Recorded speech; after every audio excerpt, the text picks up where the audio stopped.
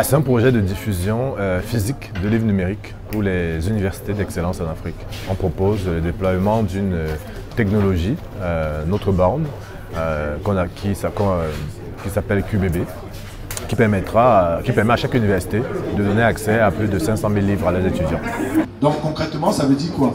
L'université n'a plus à faire des bons de commande, à envoyer, à faire que le livre soit acheté, que le livre revienne et après à laisser les étudiants lire dans la salle. Avec le numérique, tout naturellement, on voit un peu la mort programmée du livre en papier qui nous a bercés, dont nous connaissons les vertus et que nous conseillons vraiment aux apprenants tout le temps parce que c'est un autre type de contact.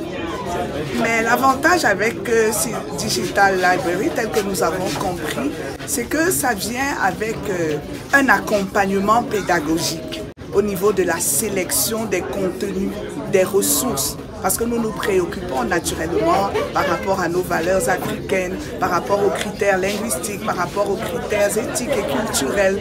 Donc, s'il y a un accompagnement pédagogique pour se rassurer que les contenus sont en congruence avec le type de citoyen que l'on voudrait créer dans notre société, alors on se dit que ça marche. Pour les enfants, à titre personnel, en tant que parent, je pense que au début, entre 2 à 5, 6, 7 ans, il faut mettre du livre papier dans les mains des enfants pour développer cet amour du livre. Ça, c'est une première chose. La deuxième chose, c'est que notre objectif par rapport à la bibliothèque numérique, c'était de rehausser le niveau de formation des étudiants dans les universités. C'était ça notre objectif. Ça part de moi, parce que moi, j'ai commencé mon cycle informatique à l'IUT de Gaoundéré, où on était 70 là, c'était une filière raisonnable, mais on avait juste un seul livre sur le réseau. Je le dis et je le répète parce que c'est peu. Et on est nombreux. Comment tu fais pour maintenir ton niveau d'excellence si tu n'as pas accès à des contenus? Donc notre cible prioritaire est aujourd'hui les universités. Et je dis, c'est la première bibliothèque numérique physique. C'est ça, c'est pas une plateforme en ligne, c'est vraiment physique parce que ça doit être un lieu de savoir, qui est un lieu de rencontre, qui est un lieu d'échange et qui est un lieu de préparation. Parce que les livres qui vont être affichés, il y a quelqu'un en arrière, le bibliothécaire numérique, qui va savoir, qui va préparer, qui va prédéfinir, qui va vous arranger un type de contenu pour que vous ne vous retrouviez pas dans un fouillis comme sur Internet. C'est un peu l'objectif qu'on voulait, de prendre tous les avantages du numérique sans les inconvénients du virtuel dans notre solution. Le projet il est super intéressant, il est très innovant parce qu'il vient donner de la force à l'industrie du livre. En fait, le livre aujourd'hui, le livre papier, je ne vais pas dire qu'il a tendance en ce moment. Personnellement, j'ai l'impression que le livre papier il est devenu limité. Vous voyez un peu. Pas seulement qu'il est limité, il est limité du fait de son inaccessibilité et parfois de sa cherté. Avec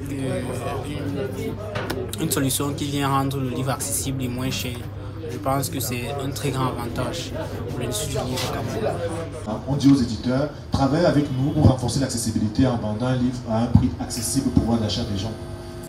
Déjà, il faut saluer le promoteur parce qu'il vient avec une activité qui est innovante. De plus en plus dans les pays occidentaux, je fais des recherches sur la numérisation en ligne, la vente, la diffusion en ligne et nous n'avons pas cette technologie ici en Afrique.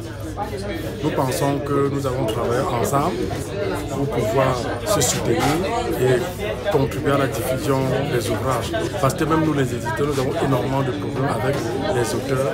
Après la publication, ils se disent son livre reste dans le tiroir. Surtout que la diffusion classique à travers les librairies, vraiment ça ne donne pas. On ne touche pas un large public. Avec cette nouvelle technologie, cette nouvelle activité, nous pensons que les auteurs, comme les éditeurs que nous sommes, allons trouver vraiment une nouvelle satisfaction. Les contenus sont téléchargeables, sont accessibles en lecture via la liseuse QReader ou via l'application mobile QReader Soft. Concrètement, on se connecte, on choisit son livre ici au sein de la bibliothèque universitaire. On l'achète si c'est payant ou on le télécharge si c'est gratuit.